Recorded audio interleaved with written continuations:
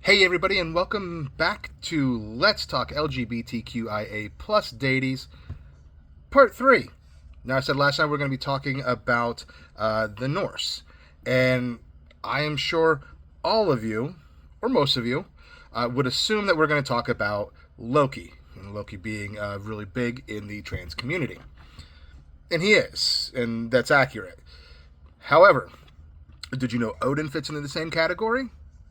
Old One-Eye, in more than one occasion during mythology, has transformed and shapeshifted into a woman. But that's not where this one's going.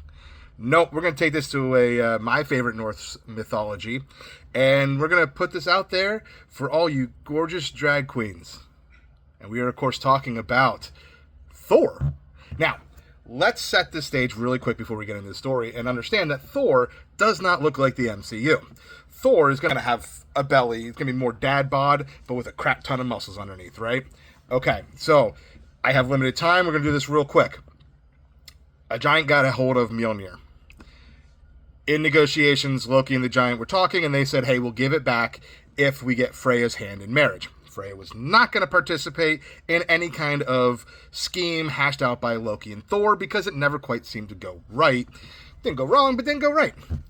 So Loki offered to Thor, hey, we can use some magic and make you look like Freya. And Thor said, hell no, I ain't doing that. I'm going to wear me a dress. So Thor gets dressed up in this beautiful white wedding dress, veil over his head, and he and Loki go to the giant's banquet hall to start the process of getting married.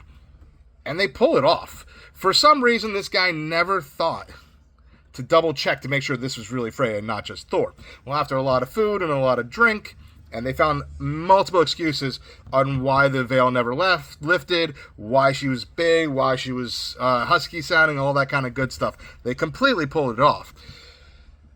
Anyway, Thor eventually gets his hammer back, and he handles business, and I don't think he regretted Loki and him being the only ones to leave the hall, but he may have regretted getting stuff on his dress.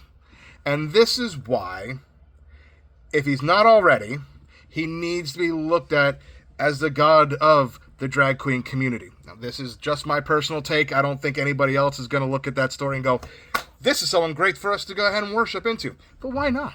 Because when you think about it, he chose to want to go out wearing a dress and looking pretty. All right, guys, that's it for this time around. We'll see you soon. Happy Pride.